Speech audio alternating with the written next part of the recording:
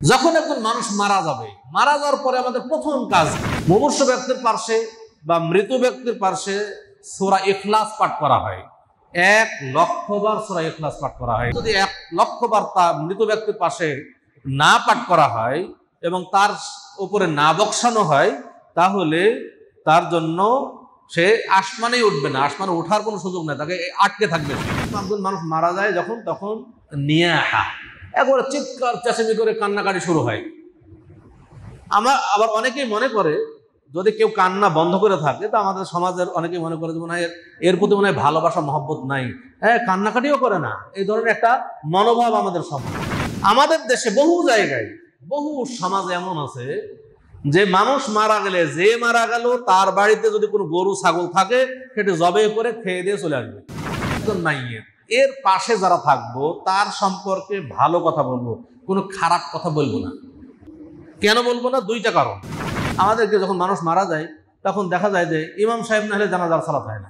আহলে হাদিস আন্দোলন বাংলাদেশ, আসুন পবিত্র কুরআন ও সহিহ হাদিসের আলোকে জীবন গড়ি।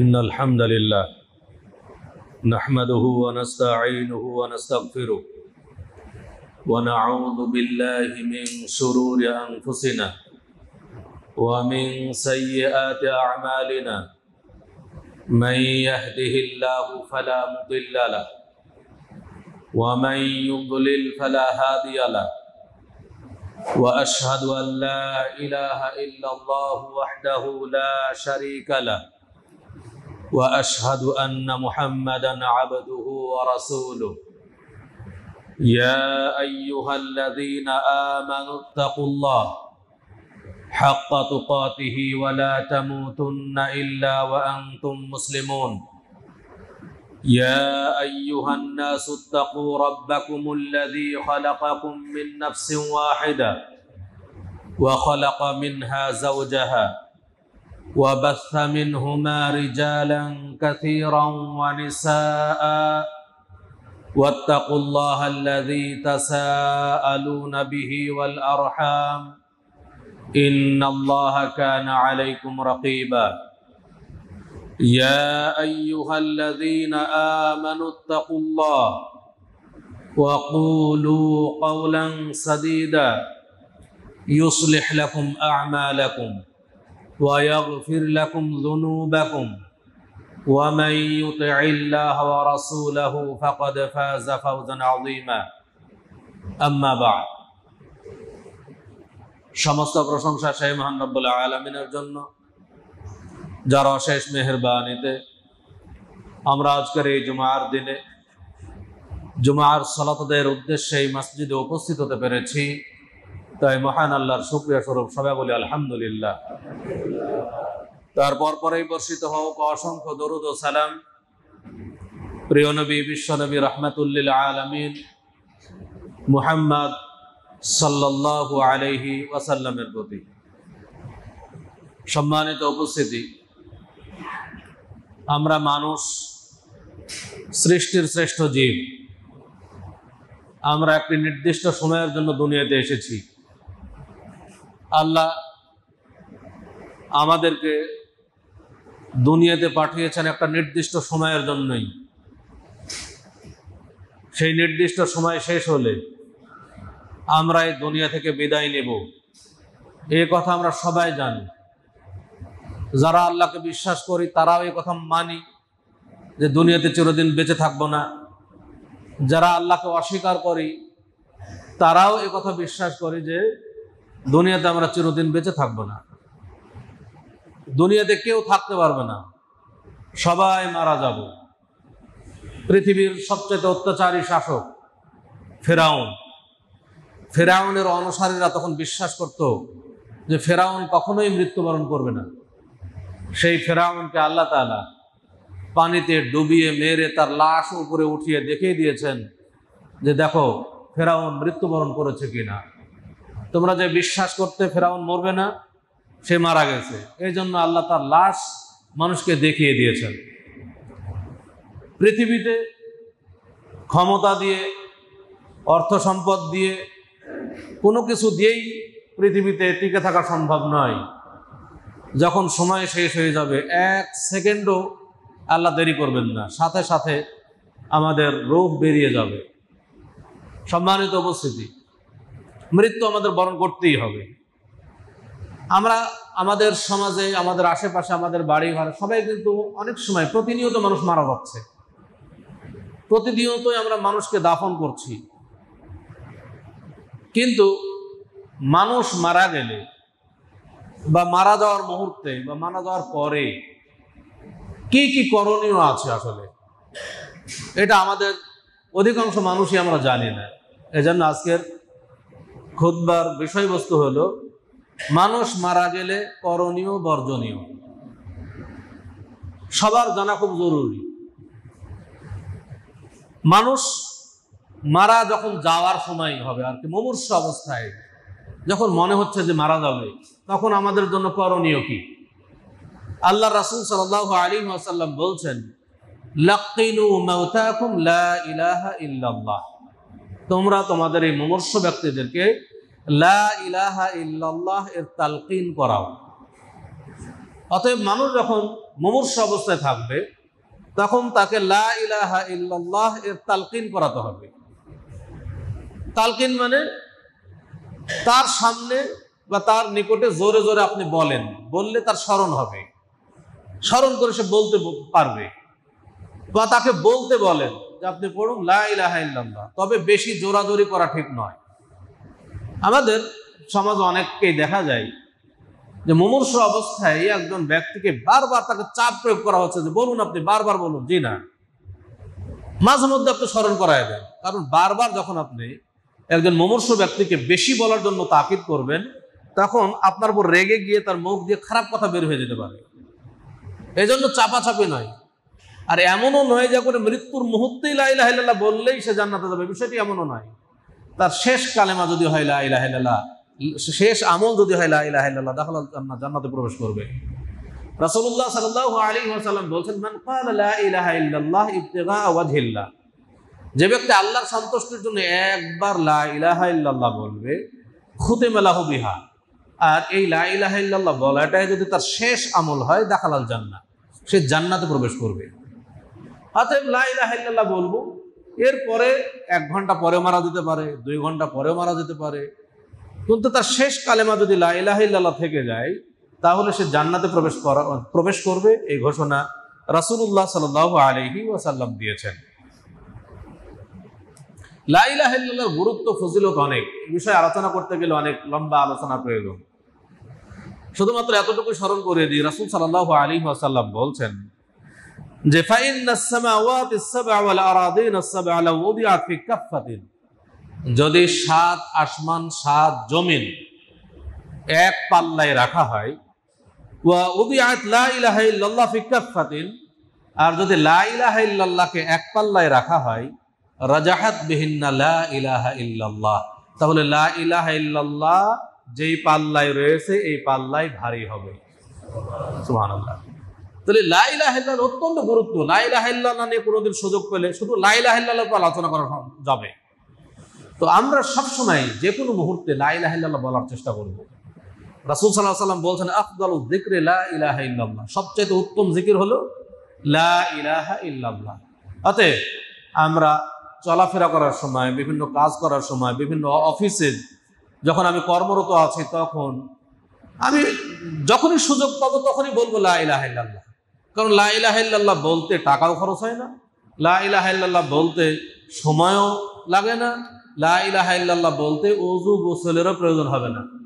আপনি শুধু বাথরুম ছাড়া বাকি জায়গায় যে কোনো সময় আপনি লা ইলাহা ইল্লাল্লাহ বলবেন, তো বিশ্বাস করবেন যে কোনো সময় আমার মৃত্যু চলে আসে, আর এই কালেমা যদি আমার শেষ কালেমা হয়, তাহলে বলবো এটাই হবে আমার জন্য জান্নাতের ওসিলা।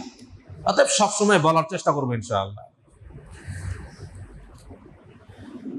আমরা এই গুরুত্বপূর্ণ সুন্নাহ যেটা তালকিন, লা ইলাহা ইল্লাল্লাহর তালকিন না করায় আমাদের দেশে মানুষ কিন্তু মুমূর্ষ ব্যক্তির পাশে কোরআন তেলাওয়াত করে, যেমন সূরা ইয়াসিন তেলাওয়াত করে, একটা সূরা ইয়াসিন।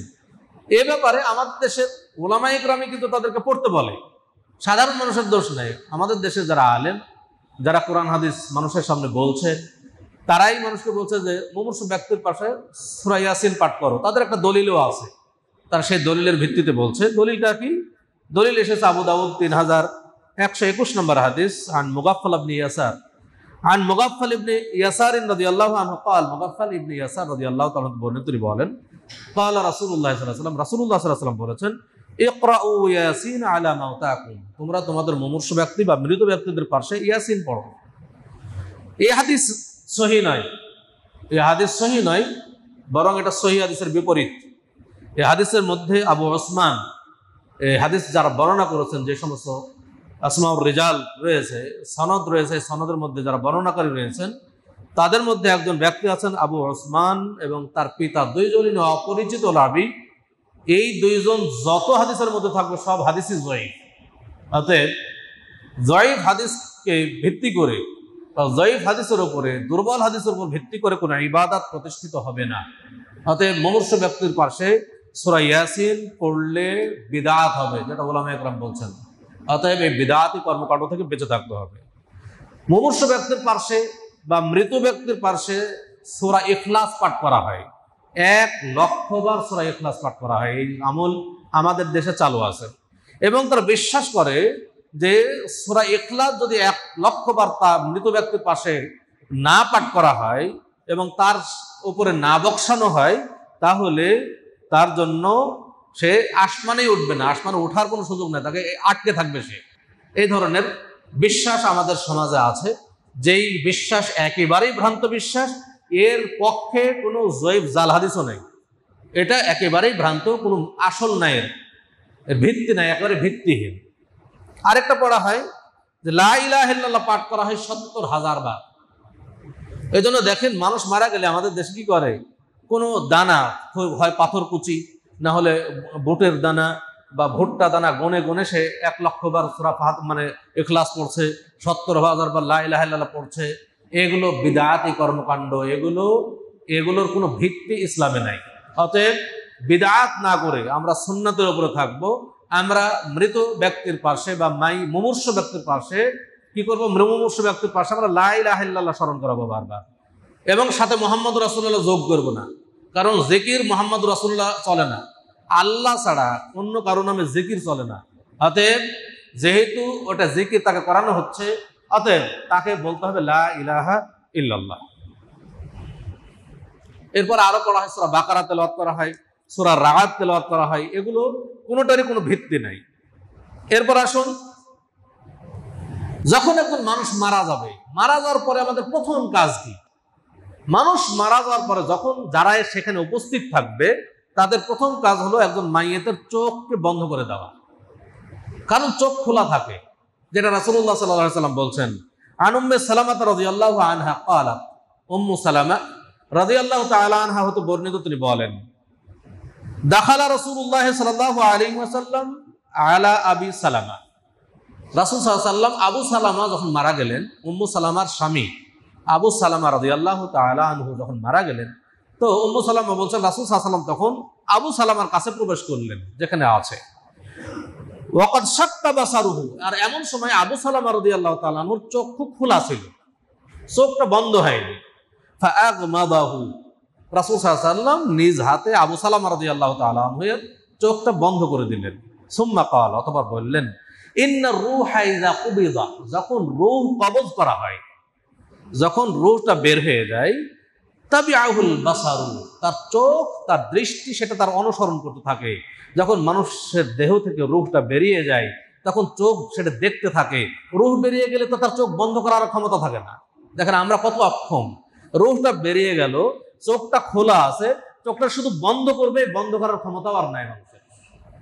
যেহেতু চোখ খোলা আছে, অতএব চোখটা বন্ধ করে দিতে হবে।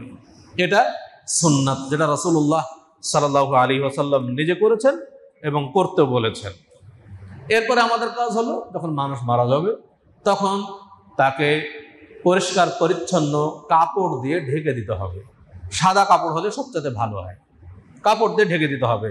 যেমন রাসূল সাল্লাল্লাহু আলাইহি ওয়াসাল্লাম যখন মারা গেলেন, আয়েশা রাদিয়াল্লাহু তাআলা আনহা বলছেন যে আন্না রাসূলুল্লাহ সাল্লাল্লাহু আলাইহি ওয়াসাল্লাম হিনা তুফিয়া, রাসূলুল্লাহ সাল্লাল্লাহু আলাইহি ওয়াসাল্লাম যখন মারা গেলেন, সুজ্জিয়া বিবুরদিন হিবারাতিন, তখন রাসূলুল্লাহ সাল্লাল্লাহু আলাইহি ওয়াসাল্লামকে একটা ইয়ামানি চাদর দিয়ে ঢেকে দেওয়া হলো। রাসূলুল্লাহ সাল্লাল্লাহু আলাইহি ওয়াসাল্লামকে ঢেকে দেওয়া হয়েছে। এবং অন্যান্য হাদিস থেকে পাওয়া যায় সাহাবায়ে কেরাম প্রত্যেকে যে যখনই মারা গেছে তাকে ঢেকে দিয়েছেন। অতএব আমরা তাকে ঢেকে দিব। একজন মানুষ মারা গেলে তার চোখ বন্ধ করব এবং তাকে সুন্দর পরিষ্কার পরিচ্ছন্ন কাপড় দিয়ে ঢেকে দিব। এরপরে একজন মুমূর্ষ ব্যক্তি অথবা একজন মাইয়ের এর পাশে যারা থাকবো তার সম্পর্কে ভালো কথা বলবো, কোনো খারাপ কথা বলবো না। তার সম্পর্কে কোনো খারাপ কথা থাকতে পারে, মানুষ তো ভুলের ঊর্ধ্বে কেউ নাই, ভুল ভ্রান্তি নিয়েই মানুষ। অতএব মানুষের ভুলটা, মানুষ মারা গেলে আমরা তার পাশে বলবো না। কেন বলবো না? দুইটা কারণের মধ্যে একটা হলো, একজন মানুষ মারা গেলে যখন তার আশেপাশে যারা থাকে তারা যেই কথাটা বলে মাইয়ত সম্পর্কে, সেই কথার উপর ফেরেশতা মণ্ডলী আমিন বলেন। অর্থাৎ ফেরেশতা মণ্ডলী যখন আমিন বলেন তখন সেটাই কবুল হয়ে যায়।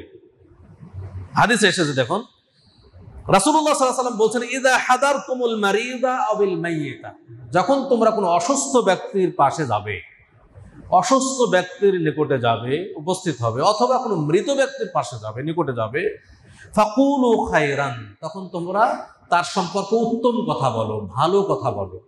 ফাইন্নাল মালাইকাতা ইউআমিনুনা আলা মা তাকুলুন, কারণ ফেরেশতা মণ্ডলী তোমরা যা বলো মৃত্যু ব্যক্তির পাশে, ফেরেশতা মণ্ডলী সেই কথার উপরে আমিন বলে।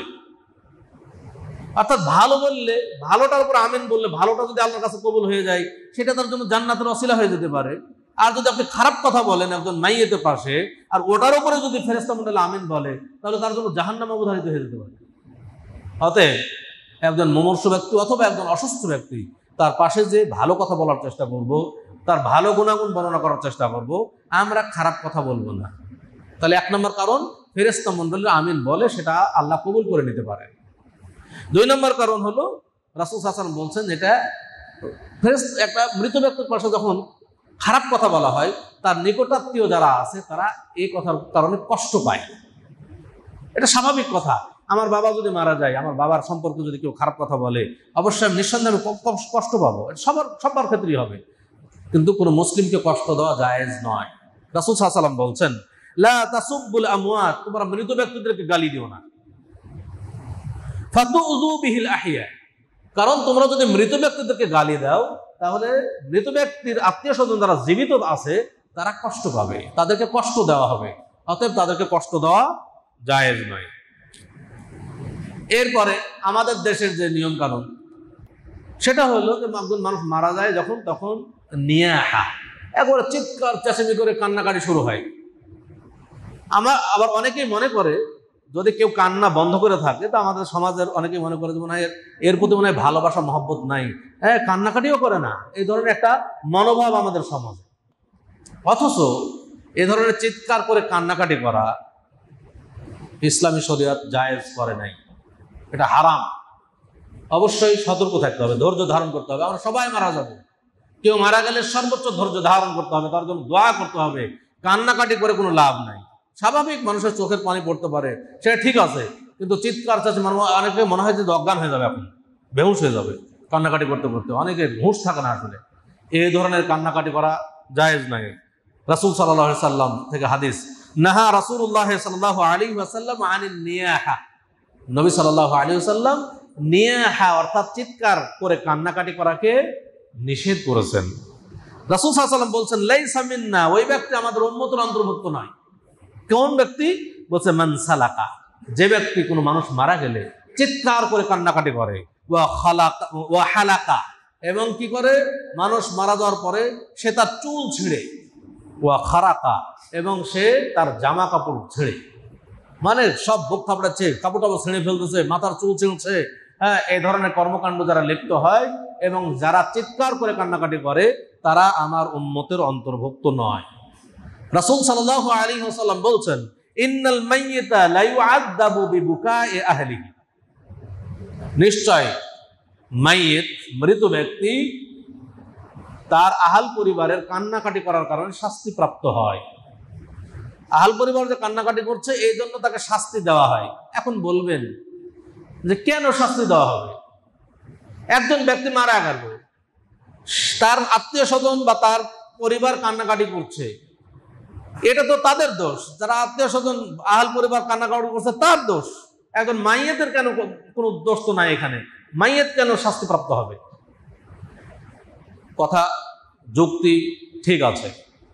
এখানে দলিল হল, ফতোয়া হলো এই যে আসলে সবাই শাস্তিপ্রাপ্ত হবে না। যদি আপনি মৃত্যুর পূর্বে আপনার পরিবারকে নসিহাত করেন যে আমার মৃত্যুর পরে তোমরা কান্নাকাটি করবা না, আমি পছন্দ করি না, রাসূল সাল্লাল্লাহু আলাইহি ওয়াসাল্লাম হাদিস শোনাবেন, আপনি যদি বলেন এ ধরনের বলে মারা যান, আপনি শাস্তিপ্রাপ্ত হবেন না। এরপরে যদি আর করবে আপনার জন্য কোনো দোষ হবে না।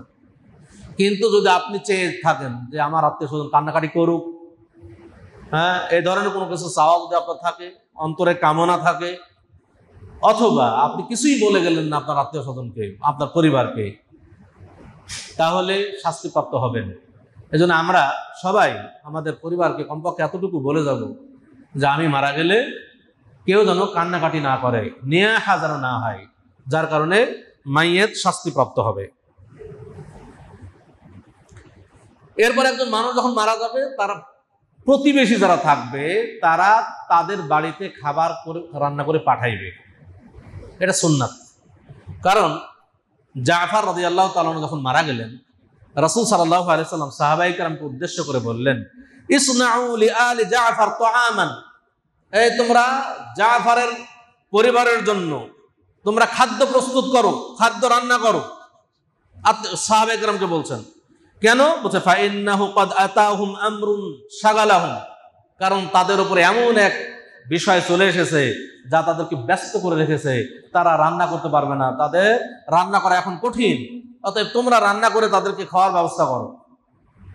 আমাদের দেশে বহু জায়গায়, বহু সমাজে এমন আছে যে মানুষ মারা গেলে, যে মারা গেল তার বাড়িতে যদি কোনো গরু ছাগল থাকে সেটা জবে করে খেয়ে দিয়ে চলে আসবে। অথচ রাসূল সাল্লাল্লাহু আলাইহি ওয়াসাল্লামের সুন্নাত হলো যে একজন মানুষ মারা গেলে তার প্রতিবেশী তার বাড়ির পরিবারের খাবার দাবারের ব্যবস্থা করবে, এটা হলো সুন্নাত। এই সুন্নাত আমরা পালন করার চেষ্টা করবো ইনশাআল্লাহ। আবার এই কেন্দ্রিক আবার কিছু কুসংস্কারও আছে, সেটা আবার বিদআত। যেমন কুসংস্কার কি? অনেক পরিবার আবার মনে করে, অনেক সমাজে এটা চালু আছে, যেই পরিবারে বা যেই বাড়িতে একজন মানুষ মারা গেল সেই বাড়িতে 4 দিন পর্যন্ত চুলা জ্বালানোই নিষেধ। এটা আবার বিদআত, এটা ঠিক নয়।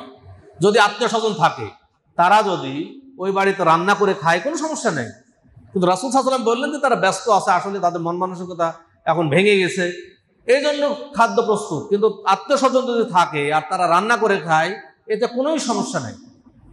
চুলা জ্বালানো নিষেধ, এই কথাও ঠিক নয়। আবার তার বাড়ি থেকে গরু ছাগল জবাই করে খেয়ে যাবে, এটাও সঠিক নয়। উভয় থেকেই আমাদের বেঁচে থাকতে হবে। এরপরে আসুন আমরা মাইয়েতকে, এ সম্পর্কে আমরা, মানুষ যখন মারা যায় আরো কিছু বিদআত করা হয়। সেটা হলো, যেমন মানুষ মারা গেলে কোরআন পড়া হচ্ছে, তারপরে মানুষ মারা গেলে তার পেটের উপরে কোরআন রেখে দেওয়া হয়, অনেক জায়গায় তার পেটের উপরে একটা কোরআন মাজিদকে রাখা হয়। এরপরে মানুষ মারা গেলে তাকে কালেমা খচিত বা সূরা ইয়াসিন বা ধরেন আয়াতুল কুরসি লেখা আছে এই ধরনের চাদর দিয়ে তাকে ঢাকা হয়, এবং খাটলার উপরে এই ধরনের, এখন বর্তমানে কিন্তু বহু জায়গায় এটা দেখা যায় যে এই খাটলার উপরে আয়াতুল কুরসি খচিত আছে, অন্যান্য আয়াত মানে লেখা আছে, সেটা দিয়ে ঢেকে দেওয়া হচ্ছে। এটা একটা বিদআতি কাজ। অনেকে বলবেন যে এগুলো তো সৌদি আরব থেকে নিয়ে আসা হয়। অনেকে আবার বলে যে এই ধরনের চাদর তো সৌদি আরবে পাওয়া যায় আর সৌদি আরব থেকে নিয়ে আসা হয়।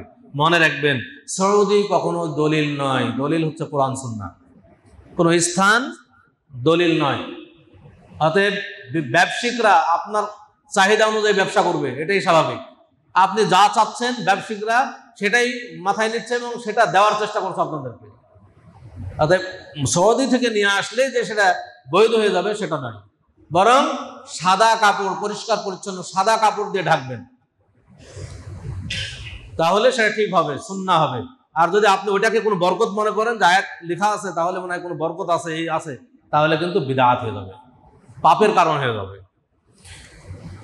এরপর আসেন, আমরা মৃত্যুকে, মাইয়েতকে প্রস্তুত করব, জানাজার ব্যবস্থা করব, তাড়াতাড়ি করব। রাসূল সাল্লাল্লাহু আলাইহি ওয়াসাল্লাম তাড়াতাড়ি করার জন্য নির্দেশ দিয়েছেন। আমাদের অনেক সময় দেখা যায় অনেক লেট করা হচ্ছে দাফন কাজ কমপ্লিট করতে। লেট করা ঠিক নয়, একান্ত প্রয়োজন ছাড়া। কারণ রাসূল সাল্লাল্লাহু আলাইহি ওয়াসাল্লাম কি বলছেন দেখুন, যে আসরিউ বিল জানাজাতে, এই তোমরা জানাজায় তাড়াহুড়া করো, দ্রুত করো। ফাইন তাকু সালিহা, যদি সে সৎ ব্যক্তি হয়, মাইয়েত যদি সৎ ব্যক্তি হয়, ফাখাইরুন, তাহলে ভালো। তুকাদ্দিমুনহা ইলাই, তাহলে তুমি ভালোর দিকে তাকে তাড়াতাড়ি ঠেলে দিলে। যদি মাইয়েত সৎ লোক হয়, সৎ ব্যক্তি হয়, তাহলে সেটা ভালো, কারণ তাকে তুমি তাড়াহুড়া করে ভালোর দিকে দিয়ে দিলে। ওয়াইন তাকু সিওয়া যালিক, আর যদি এর বিপরীত হয়, অর্থাৎ মাইয়েত যদি খারাপ মানুষ হয়, অসৎ মানুষ হয়, ফাশাররুন, তাহলে তো খারাপ।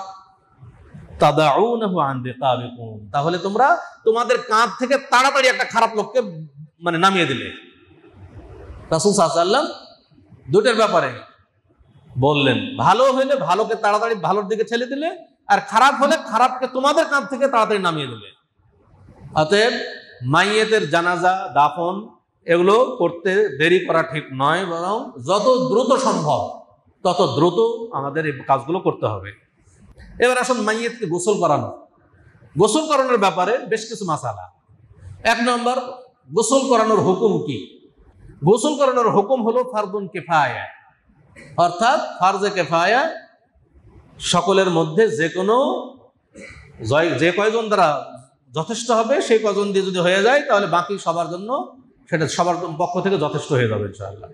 ফরজে কিফায়া হলো যে সবার পক্ষ থেকে একজন করলে, আর ওটা যদি দায়িত্ব হয়ে যায়, পালন হয়ে যায়, তাহলে এটা সবার পক্ষ থেকে হয়ে যাবে। এই ফরজে কিফায়া। গোসল করানোর ফজিলতটা কি? গোসল করানো, দাফন করানো, এগুলো তো বিশেষ বিশেষ ফজিলত আছে। আমাদের দেশের মানুষ এই ফজিলতগুলো জানে না। বিশেষ ফজিলত রাসূল সাল্লাল্লাহু আলাইহি ওয়াসাল্লাম বলছেন, মান গাসসালা মুসলিমান, কেউ যদি কোনো মুসলিম ব্যক্তিকে, মাইয়েত মুসলিমকে গোসল করায়, ফাকাতামা আলাইহি, এবং তার গোপনীয়তা রক্ষা করে, তার গোপন বিষয়কে প্রকাশ না করে, গাফারাল্লাহু লাহু 40 মাররা, তাহলে আল্লাহ তাআলা তাকে 40 বার ক্ষমা করবেন। সে 40 বার বড় বড় পাপ করলে 40 বার আল্লাহ তাকে ক্ষমা করে দিবেন। ওয়ামান হাফারা লাহু, আর যে ব্যক্তি কোনো মাইয়েতের কবর খনন করবে, কোনো মৃত ব্যক্তির জন্য কবর খনন করবে, ফাআজিন্নাহু, এবং তাকে সেই কবরে দাফন করবে, উজরিয়া আলাইহি কাআজরি মাসকানিন আসকানাহু ইয়াহু ইলা ইয়াউমিল কিয়ামা, তাহলে সে ব্যক্তি ওই পরিমাণ নেকি অর্জন করবে যেই পরিমাণ নেকি একজন ব্যক্তি কিয়ামত পর্যন্ত তাকে বসবাস করার জন্য ঘর বানায় দিলে। কিয়ামত পর্যন্ত মানুষকে বসবাসের জন্য যদি কেউ ঘর বানায় দেয়, এতে যত নেকি অর্জন করবে, শুধুমাত্র কবর খনন করে ওই ব্যক্তিকে দাফন করলে সমপরিমাণ সওয়াব লাভ করবে। এরপরে বলা হচ্ছে ওমান কাফানাহু, আর যে ব্যক্তি তাকে কাফন পরাবে, যে ব্যক্তি তাকে কাফন পরাবে, কাসাহুল্লাহু ইয়াউমাল কিয়ামাতি মিন সুনদুসিন ওয়া ইস্তাবরাকিল জান্নাহ, তাহলে ওই ব্যক্তিকে আল্লাহ তাআলা কিয়ামতের দিন রেশমের পোশাক পরিধান করাবেন। তাহলে কাফন পরানো, তারপর তার জন্য কবর খনন করা, দাফন করা, এই প্রত্যেকটি গোসল করানো, প্রত্যেকটিরই আলাদা আলাদা ফজিলত রয়েছে। অতএব এগুলো আমরা করার চেষ্টা করব। এগুলো বহু নেকির কাজ, আমরা হয়তো এগুলোকে গুরুত্ব দেই না অনেকে। আমরা এই নেকিগুলো অর্জন করলে এগুলো আমাদের জন্য জান্নাতের জন্য যথেষ্ট হয়ে যেতে পারে। এজন্য আমরা এই কাজগুলোকে সবাই আগ্রহের সাথে করার চেষ্টা করবো ইনশাআল্লাহ। মাইয়েতকে গোসল দেওয়ার ব্যাপারে আরেকটা বিষয় আমাদের দেশে যেটা আছে, যে একজন মানুষ যখন মারা যায়, স্বামী মারা গেলে স্ত্রীকে দেখতেই দেওয়া হয় না। মনে করা হয় যে স্বামী স্ত্রী বিচ্ছেদ হয়ে গেছে, এদেরকে আর দেখতে দেওয়া হবে না। আচ্ছা দেখেন, আমরা বিবেককেও জাগ্রত করি না। একটু বিবেক দিয়ে চিন্তা করলেও তো এই বিষয়গুলো বোঝা যায় যে একজন মানুষ, স্বামী স্ত্রী যারা যাবৎ পর্যন্ত বছরকে বছর 50, 60 বছর, 80 বছর যারা স্বামী স্ত্রী ছিল, মারা যাওয়ার সাথে সাথে বিচ্ছেদ হয়ে গেল, দেখাই আর যাবে না। এটা কি ইসলাম? ইসলাম কি এত নিষ্ঠুর ধর্ম নাকি? আবার দেখেন, ওই মাইয়েতকে সবাই দেখছে দুনিয়ার, আর ওর নিজের স্ত্রীকেই দেখতে দিবে না। এত বড় নিষ্ঠুর ইসলামের বিধান হতে পারে না। অতএব এগুলো মানুষের বানোয়াট, মানুষ বানায় আছে এগুলো। রাসূল সাল্লাল্লাহু আলাইহি ওয়াসাল্লাম হাদিস দেখেন, রাসূল সাল্লাল্লাহু আলাইহি ওয়াসাল্লাম বলছেন আয়েশা রাদিয়াল্লাহু তাআলা আনহাকে লক্ষ্য করে, আয়েশা রাদিয়াল্লাহু তাআলা আনহাকে রাসূল সাল্লাল্লাহু আলাইহি ওয়াসাল্লাম বলছেন, মা দররাকে, তোমার কোনো ক্ষতি হতো না। কখন? লাউ মিত্তে কাবলি, যখন যদি তুমি আমার পূর্বে মারা যেতে, ফাকুমতু আলাইকে, তাহলে আমি তোমার সামনে দাঁড়াইতাম, ফাগাসসালতুকে, আমি তোমাকে গোসল দিতাম, ওয়া কাফফানতুকে, আমি তোমাকে কাফন পরাইতাম, ওয়া সাল্লাইতু আলাইকে, এবং আমি তোমার জানাজার সালাত পড়াইতাম, ওয়া দাফফানতুকে, আমি তোমাকে নিজে দাফন করতাম। কে বলছে? রাসূল সাল্লাল্লাহু আলাইহি ওয়াসাল্লাম আয়েশা রাদিয়াল্লাহু তাআলাকে বলছে, তোমার আমার পূর্বে যদি তুমি মারা যাও তো তোমার কোনো ক্ষতি হবে না ইনশাআল্লাহ। কেন? কারণ আমি তোমাকে গোসল দিব, আমি তোমাকে কাফন পরাবো, আমি তোমার জানাজা সালাত আদায় করাবো, আমি তোমাকে নিজ হাতে দাফন করাবো। এটা রাসূল সাল্লাল্লাহু আলাইহি ওয়াসাল্লাম বলছেন আয়েশা রাদিয়াল্লাহু তাআলা আনহাকে। আরেকটা হাদিস দেখুন, আন আসমা বিনতে উমাইস ক্বালাত, আসমা বিনতে উমাইস রাদিয়াল্লাহু তাআলা আনহা তিনি বলছেন, গাসসালতু আনা ওয়া আলী রাদিয়াল্লাহু তাআলা আনহু ফাতিমাতা বিনতা রাসূলিল্লাহ সাল্লাল্লাহু আলাইহি ওয়াসাল্লাম, আমি এবং আলী রাদিয়াল্লাহু তাআলা আনহু দুইজন মিলে ফাতেমা রাদিয়াল্লাহু তাআলা আনহাকে গোসল করিয়েছি। তাহলে আলী রাদিয়াল্লাহু তাআলা আর ফাতেমা রাদিয়াল্লাহু তাআলা কে ছিলেন? রাদিয়াল্লাহু তাআলা আনহা দুজন স্বামী স্ত্রী ছিলেন। আলী রাদিয়াল্লাহু তাআলার স্ত্রী ছিলেন কে? ফাতেমা রাদিয়াল্লাহু তাআলা আনহা। ফাতেমা রাদিয়াল্লাহু তাআলা আনহা যখন মারা গেলেন তখন আলী রাদিয়াল্লাহু তাআলা আনহু তাকে গোসল দিলেন। এই সমস্ত স্পষ্ট দলিল থাকার পরেও আমাদের দেশে স্বামী স্ত্রী একে অপরকে দেখতেই দেওয়া হয়। তাহলে এর মাধ্যমে কি হচ্ছে? এর মাধ্যমে হাদিসগুলোকে, সহিহ হাদিসগুলোকে অস্বীকার করা হচ্ছে। অতএব সাবধান, আমরা যদি পারি, স্ত্রী মারা গেলে স্বামী তাকে গোসল দেবে, স্বামী মারা গেলে স্ত্রী গোসল দেবে, এটা সবচেয়ে বড় আহাক, সবচেয়ে বেশি হকদার সে। স্বামী মারা গেলে স্ত্রী তাকে গোসল দেবে, এটা সবচেয়ে বড় হকদার। স্ত্রী মারা গেলে স্বামী তাকে গোসল দেবে, স্বামী তার জন্য সবচেয়ে বড় হকদার।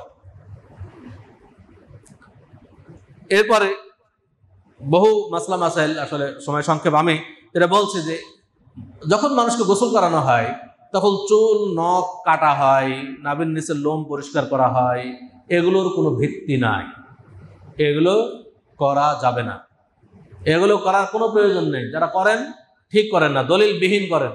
রাসূল সাল্লাল্লাহু আলাইহি ওয়াসাল্লাম সাহাবায়ে কেরামের জামানা থেকে যাবত পর্যন্ত যত মানুষ মারা গেছে, রাসূল সাল্লাল্লাহু আলাইহি ওয়াসাল্লামের জামানায়, সাহাবায়ে কেরামের জামানায় এ ধরনের কোনো কাজ করা হয়নি।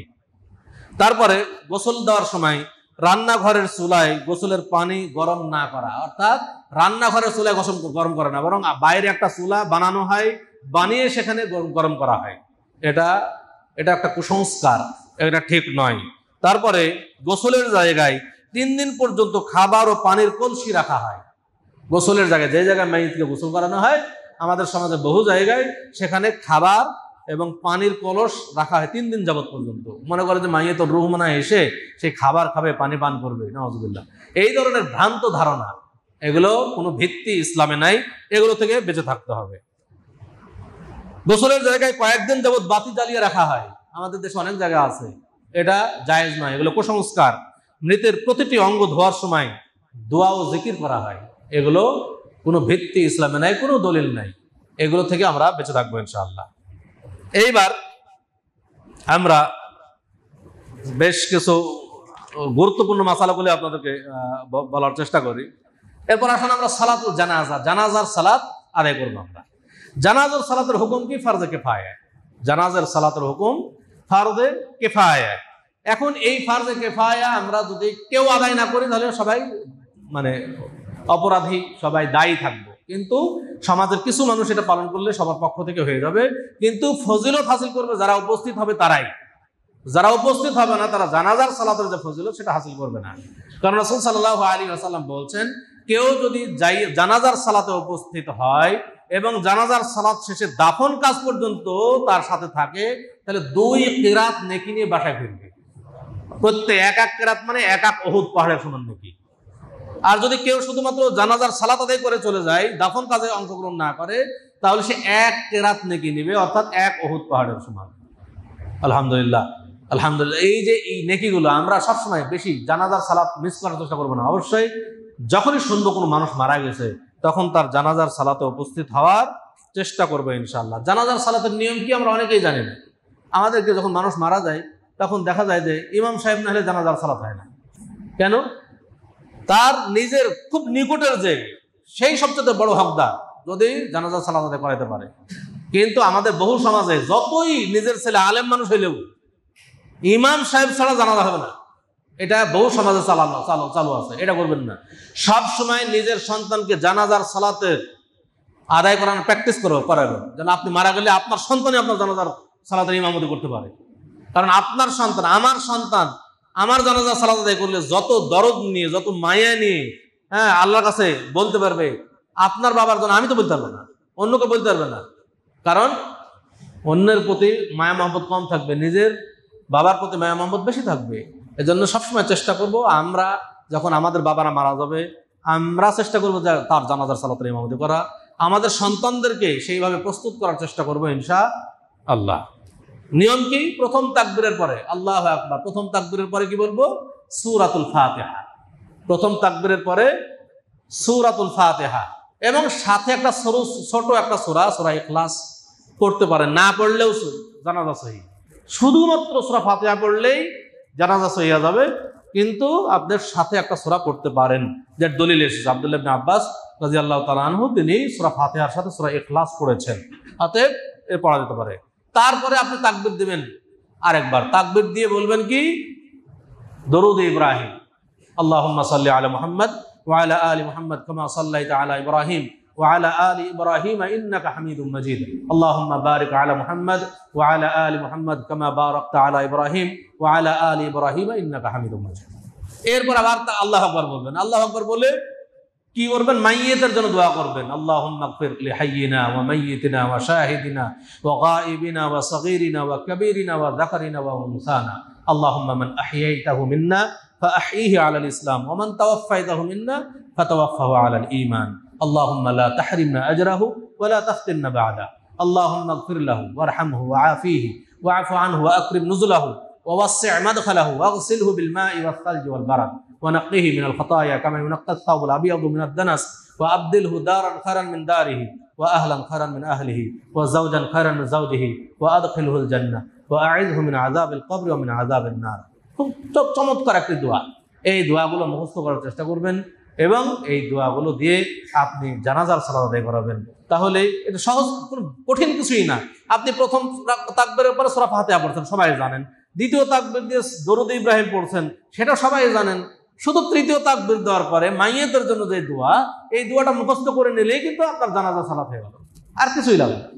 অতএব সবাই আমরা শেখার চেষ্টা করবো ইনশাআল্লাহ। সূরা ফাতিহা পড়তো, আমাদের দেশে আবার সূরা ফাতিহা পড়ে না, অনেক জায়গায় সানা পড়ে। এই ব্যাপারে সানা পড়ার ব্যাপারে স্পষ্ট সহিহ কোনো দলিল নাই। সূরা ফাতিহা পড়ার ব্যাপারে বুখারীতে দলিল এসেছে এবং বাব বিভিন্ন কিতাবে এই সম্পর্কে আলোচনা করতাম যদি সময় থাকতো।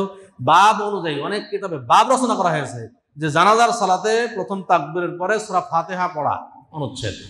অতএব আমরা সূরা ফাতিহা পড়বো প্রথম তাকবীরের পরে, সানা নয়, সানা পড়তে হবে না, সানা পড়তে হবে না, সূরা ফাতিহা পড়া লাগবে। এরপরে আমরা যখন আরেকটা বিষয়, আমাদের গায়েবানা জানাজা, এটা আমাদের বলা দরকারি, গুরুত্বপূর্ণ মাসালা। আমাদের দেশে যখন কেউ মারা যায়, যখন দেখা যাচ্ছে ঢাকাতে একজন মারা গেল, তখন আমরা রাজশাহী থেকে লাশ নাই কিন্তু গায়েবানা জানাজা আদায় করছি। বা সৌদি আরবে কেউ মারা গেল, বা বাংলাদেশে তার বাবা মারা গেল, সৌদি আরব বসবাস করছে, ওখানে থেকে সে গায়েবানা জানাজা আদায় করছে। আসলে গায়েবানা জানাজার ব্যাপারে যে দলিলটার ভিত্তিতে আমরা গায়েবানা জানাজা পড়ছি, সেই দলিলটা যেটা বাদশাহ নাজ্জাশীর জানাজা পড়েছিলেন রাসূলুল্লাহ সাল্লাল্লাহু আলাইহি ওয়াসাল্লাম, এই একটা দলিলের ভিত্তিতেই যা গায়েবানা জানাজা পড়ছে। কিন্তু মনে রাখতে হবে, বাদশাহ নাজ্জাশীর যে গায়েবানা জানাজা রাসূল সাল্লাল্লাহু আলাইহি ওয়াসাল্লাম পড়লেন, সাহাবায়ে কেরামকে পড়তে পড়লেন, সেটা এমন প্রেক্ষাপটে যে বাদশাহ নাজ্জাশীর কোনো জানাজাই হয়েছিল না। যখন দেখবেন যে এমন কোনো জায়গায় কেউ মারা গেছে যার জানাজাই হয়নি, তখন আপনি এখান থেকে গায়েবানা জানাজা পড়তে পারবেন, এটা আপনার জন্য জায়েজ। আর যখন তা যেখানে মারা গেছে সেখানে জানাজা হয়েছে, তারপরে আর গায়েবানা জানাজা পড়া ঠিক নয়। যেটা জানাজা হয়েছে সেখানে গায়েবানা জানাজা নেই।